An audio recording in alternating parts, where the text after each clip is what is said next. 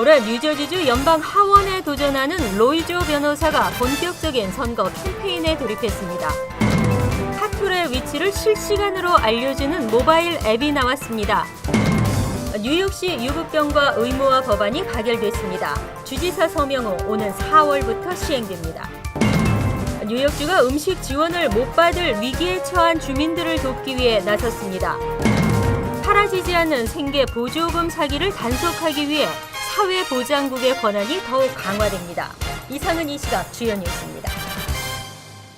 여러분 안녕하십니까? KBN 뉴스입니다. 올해 뉴저지주 연방 하원직에 도전하는 한인 2세 로이조 변호사가 선거 준비에 박차를 가하고 있습니다. 이달 초 뉴저지 리치우드에 선거 본부를 설치하고 본격적으로 선거 캠페인에 나선 로이조 후보를 주성훈 기자가 만나봤습니다.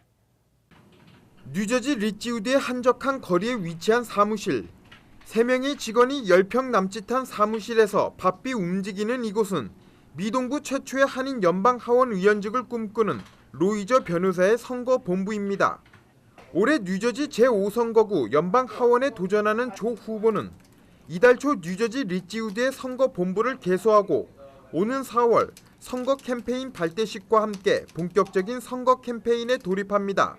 So I think half of my time will be spent during the day on raising money, doing fundraising calls and doing fundraising events at night, and the other half of my time will be spent meeting voters. And we're doing this earlier than other candidates have done this before because we've already been able to raise a lot of money, which provided us with the ability to have infrastructure. 한인들이 많이 거주하는 페로모스, 클로스터, 크레스킬, 데마레스트 등을 포함하는 제5선거구는 전통적인 공화당 강세 지역으로 현역인 공화당 소속 스캇 가렛 의원이 10년째 자리하고 있습니다. 하지만 조 후보는 지난 수년간 이 지역에 많은 아시안들과 이민자들이 유입되면서 정치 성향도 공화당에서 민주당으로 바뀌는 등 유리하게 움직이고 있다며 승리를 자신했습니다. 특히 한인들의 절대적인 후원으로 역사상 가장 빠른 속도의 선거 자금 확보를 기록하고 있습니다. So far we've been able to raise more money than any past challenger that ran against Scott Garrett has ever been able to raise. So we've already surprised a lot of people and shown people that I have great fundraising ability. And the Korean American community has been really incredible because although we've received a tremendous amount of mainstream support, so a lot of Americans, for example, who live in New York and all over the place in Washington, D.C. and Chicago, those people have been supporting me. 다음 달 11일 버겐 카운티 민주당 전당대회에서 공천을 받을 것이 확실시되는 조 후보는 그렇게 되면 예비선거 없이 오는 11월 본선거에서 현역인 스캇 가렛 공화당 의원과 맞대결을 펼치게 됩니다. KBN 뉴스 주성훈입니다. 뉴욕과 뉴저지에는 이번 겨울 많은 눈으로 인해 도로가 깊게 패인 곳이 많습니다. 이런 파톨로 인해 자칫 큰 사고로 이어질 수 있습니다. 파톨의 위치를 알려주는 모바일 앱이 나왔습니다. 금홍기 기자가 취재했습니다. 도로에 깊게 패인 구멍엔 물이 가득 찼고 운전자들은 파톨을 피해 아찔한 고개 운전을 합니다. 파톨은 단순히 미관상의 문제뿐 아니라 심각한 교통사고로까지 이어질 수 있어 더욱 위험합니다.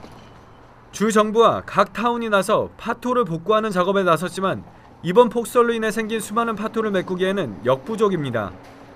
운전자들이 파톨로 인해 생기는 교통사고에 대비하기 위해 파톨의 위치를 실시간으로 알려주는 모바일 앱이 나왔습니다. 매플러 K라는 이 앱은 도로 이용자들이 파톨의 위치와 크기 등을 스마트폰을 통해 서로 공유할 수 있으며 연방재난관리국에도 데이터를 제공해 도로 상황을 대처할 수 있는 정보를 제공하고 있습니다. 파톨을 발견했다 그러면 스마트폰에서 저희 앱을 통해서 이 파톨의 사진을 찍고 여기 파톨이 얼마나 큰지 어디에 있는지는 저희 이제 GPS를 통해서 바로 입력이 되고요. 이런 디테일을 입력을 한 다음에 그걸 전송을 누르면 바로 즉각 다른 사람들과 다 공유가 됩니다. 이 앱은 자신이 있는 지역의 주와 파톨이라는 단어를 붙여 영어로 로그인하면 주변 파톨 정보와 사진이 함께 제공됩니다. 운전자가 직접 파톨의 위치와 사진을 올릴 수 있는 만큼 대형 사고를 막고 빠른 복구를 위해서는 운전자들의 적극적인 제보도 필요해 보입니다. KBN 뉴스 금홍기입니다. 드블라지오 뉴욕시장의 불법 체류자 시정보 신분증 발급에 제동이 걸렸습니다. 발급 대상자들의 정보 수집이 어렵고 효과에도 의문이 제기되면서 당장 시행은 어려울 것으로 보입니다. 빌 드블라지오 뉴욕시장은 올해 안으로 뉴욕시 거주 50만 불체자들에게 시정보 신분증을 발급하겠다고 밝혔지만 시정보 관료들은 앞으로 몇 년간은 쉽지 않을 것으로 전망했다고 월스트리트저널이 어제 보도했습니다. 시정보 신분증 발급이 지연되는 것은 발급 대상자들인 불법 체류자나 노숙자들의 신분 정보 미비 및 정보 수집의 어려움, 그리고 시정보 신분증 사용처 불확실 등이 이유입니다. 현재 전국적으로 4개 도시가 시정보 신분증 제도를 도입해 운영하고 있습니다. 지난 2007년 시행한 커네티컷주 뉴헤이븐은 약 12,000개의 신분증을 발급했으며 도서관이나 일부 시정보 서비스를 받을 때 할인이 적용됩니다. 뉴저지주 트렌튼과 프린스턴에서는 6,150개의 신분증을 발급하고 음식을 픽업할 때나 헬스 클리닉을 이용할 때 신분증으로 사용됩니다. 서부에서도 샌프란시스코, 오클랜드가 도입했습니다. 시정보 신분증의 이점은 현금 소지가 많은 불법 이민자들의 원활한 은행 이용을 통한 이민자 대상 범죄 감소, 불체자들의 범죄 신고율 증가 등이지만 오히려 불법 이민자와 노숙자들의 유입을 부추긴다는 단점도 제기되고 있습니다. 뉴욕시 유급 병가 의무화 법안이 가결됐습니다. 주지사가 적극적인 찬성 의사를 밝히고 있어 주지사 서명 후 시행이 확실시되고 있습니다. 오는 4월부터 뉴욕시에서 5인 이상의 사업체는 연간 5일간의 유급병가를 의무적으로 제공해야 합니다. 이를 위반하면 500에서 2,500달러의 벌금이 부과됩니다. 단 종업원 20인 미만의 스몰 비즈니스 업체는 오는 9월 말까지 벌금이 유예됐습니다. 뉴욕시 의회는 어제 이 같은 내용의 뉴욕시 유급병가 확대 수정안을 표결에 붙여 찬성 46표, 반대 6표로 가결시켰습니다.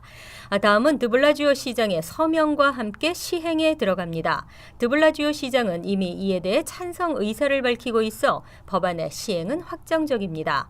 5일 유급병가 법안에는 조부모, 손자, 손녀, 형제 등에 대한 병간호가 필요할 때도 사용할 수 있습니다. 또 적용 대상은 풀타임 정규직뿐 아니라 4개월 이상 근무한 파타임 비정규 직원도 포함됩니다. 그리고 종업원의 병가 사용이 해고 사유가 될 수 없도록 규정했습니다. 한편 이번 법안이 시행되면 약 35만 5천여 명의 뉴욕시 근로자들이 혜택을 받을 수 있을 것으로 예상됩니다. 푸스탬프 신청자가 폭주하고 있습니다. 하지만 푸스탬프 수혜 규모는 점차 줄어들고 있습니다. 현재 수혜를 받고 있는 사람들도 박탈 위기감을 느끼고 있는데요. 뉴욕주가 이들을 구제하기 위해 나섰습니다. 10년간 80억 달러의 푸스탬프 예산을 삭감하는 내용을 포함한 농장법 개정안이 연방의회를 통과하면서 푸스탬프 박탈 위기에 처한 주민들의 우려가 높습니다. 하지만 앤드류 쿠오모 주지사는 저소득층의 음식장만은 뉴욕주가 책임질 것이라고 말했습니다. 쿠오모 주지사는 지난 25일 푸스탬프 수혜 규모를 지금의 4억 5,700만 달러로 유지하기 위해 필요한 조치를 취할 것이라고 밝혔습니다. 연방의회의 예산 삭감으로 음식 지원을 못 받게 될 뉴욕 주민들을 주정부가 도울 것이라고 덧붙였습니다. 푸스탬프 예산 삭감은 현재 가정 난방비 지원을 받는 가정은 자동적으로 푸스탬프 수혜 대상이 되는 것을 최소한 연간 20달러 이상을 지원받는 경우로 제한하면서 수혜 자격 조건이 강화됐기 때문입니다. 하지만 뉴욕주 빈곤가정 장애 지원국은 난방비 지원 프로그램 예산에 600만 달러를 추가 배정하기로 했습니다. 푸스탬프 박탈 위기에 처한 주민들의 자격을 충족시키기 위해서입니다. 이렇게 되면 현재 푸스탬프 수혜자의 약 3분의 1인 30만 명 이상의 푸스탬프 수혜 자격이 유지될 것으로 전망됩니다. 노인과 장애자, 어린이, 저소득층 노동자들이 계속해서 푸스탬프 수혜를 받을 수 있을 것으로 보입니다. 지금도 상당히 까다로운 인터뷰 과정을 거쳐야 정부 베네핏을 수령할 수 있습니다. 자격이 되는지 거짓은 없는지 등을 확인해야 되기 때문인데요.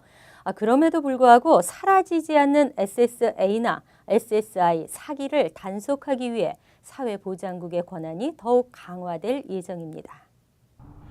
앞으로 사회보장국의 사기 단속 권한이 한층 강화됩니다. 하비어 베세라 연방 하원 의원은 어제 사회보장 부당 수령이나 허위 청구 등 각종 소셜 세큐리티 관련 사기에 대한 단속을 강화하기 위해 이 같은 법안을 발의했습니다. 사회보장국의 사기 수사팀 지원 강화와 사기범 및 가담자에 대한 형사처벌 강화, 그리고 베네핏을 부당 수령했을 때 벌금액이 인상되고 장애인 생계 보조 수혜자에 대해서도 신청서 재검토 등을 통해 수혜 연장 여부를 결정합니다. 전국 50개 주에 SSA와 SSI 사기 수사팀의 예산을 늘리고 인력을 충원하도록 했습니다. SSA 사기범 및 가담자들은 중범죄로 취급돼 최고 징역 10년형까지 선고될 수 있습니다. 또한 저소득층 생계보조금인 SSI 등 소셜 세큐리티 신청서를 허위로 제출했을 경우 벌금은 건당 $7,500까지 부과됩니다. 이 밖에도 사회보장국은 소셜 세큐리티 신청서 심사를 강화하고 현재 장애인 생계보조금을 받고 있는 이들의 건강 상태를 재확인하게 됩니다. 특히 한인 사회에서도 생계보조금과 장애인 생계보조금, 푸스탬프 사기 사례가 자주 발생하고 있어 주의가 요구되고 있습니다. 한편 최근 뉴욕 지역에서는 전직 경찰과 소방관 등 100여 명 이상이 연루된 장애인 생활보조금 사기 행각이 적발되기도 했습니다. 불법 이민자를 원초적으로 방지하려는 불체자 고용 단속, 과연 얼마나 효과를 거두었을까요? 의문이 제기되고 있습니다.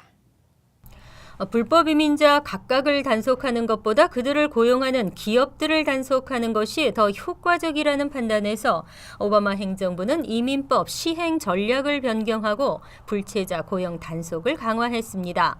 하지만 이민당국의 불체자 고용 단속은 솜방망이에 그치고 있다는 지적이 나왔습니다. 오바마 행정부가 불법 고용 단속에 목소리를 높였지만 정작 적발된 기업에 대해서는 실효를 거두지 못했다는 평가입니다. 지난 25일 워싱턴 타임스는 국토안보부의 감사 보고서를 인용해 적발된 기업의 대다수가 처음에 부과된 벌금액보다 훨씬 적은 벌금을 납부했다고 밝혔습니다. 기업과의 협상을 통해 대부분 벌금들은 40%로 낮췄으며 80%까지 경감된 경우도 있다고 지적했습니다. 불법 고용 적발 당시 부과한 벌금은 $5,000가 넘었지만 실제 부과된 벌금은 $3,000로 낮춰졌다는 것입니다. 이에 대해 이민연구센터 제시카 베이건 정책국장은 불법 고용으로 적발된 기업들에 대한 처벌 수위가 낮아 이민당국의 불법 고용 단속을 대수롭지 않게 여기는 경향이 있다며 문제점을 지적했습니다. 한편 지난 2003년에서 2008년 부시 행정부 시절 불법 고용 벌금액은 $150만 였지만 오바마 행정부 이후에는 40배로 크게 늘었습니다. 웰빙을 중시하는 요즘 식품의 성분 표시 라벨에도 신경을 많이 쓰는데요. 하지만 성분 표시가 간혹 혼동되는 경우도 있습니다. 식품의약국이 성분 표시 기준과 칼로리, 설탕 첨가 여부를 더 알기 쉽게 할 방침입니다. 식품의약국은 오늘 백악관에서 식품 라벨에 칼로리를 더 크고 굵은 글씨로 표시하고 설탕 첨가 여부를 추가하기로 하는 방안을 발표했습니다. 새롭게 도입되는 라벨에는 성분 표시 기준도 1회 제공량에서 한 통을 기준으로 삼기로 했습니다. 종전에는 60ml짜리 음료수의 성분 표시를 1회 제공량 250ml를 기준으로 해 당분 등의 함량이 적어 보이는 등 소비자들의 오해에 소지가 있었습니다. 이번 발표에는 지난 4년간 아동 비만을 줄이기 위해 건강 캠페인 Let's Move를 전개하고 있는 미셸 오바마 여사가 참석하기로 했습니다. 미셸은 식품점에서 물건을 집었을 때 그것이 가족에게 좋은지 나쁜지 구별할 수 있어야 한다며 알기 쉬운 표시제를 강조했습니다. 하지만 새 방안이 시행되기까지는 시간이 걸릴 예정입니다. 식품의약국은 90일간 의견 수렴을 거쳐 최종안을 만들고 최종안이 결정되면 업체들에 적용하기까지는 2년의 유예 기간을 두게 됩니다. 또 업체들이 라벨을 모두 교체하는데 20억 달러가 들 것으로 예상됩니다. 이상으로 KBN 뉴스를 마칩니다. KBN과 함께 즐거운 저녁 되시기 바랍니다.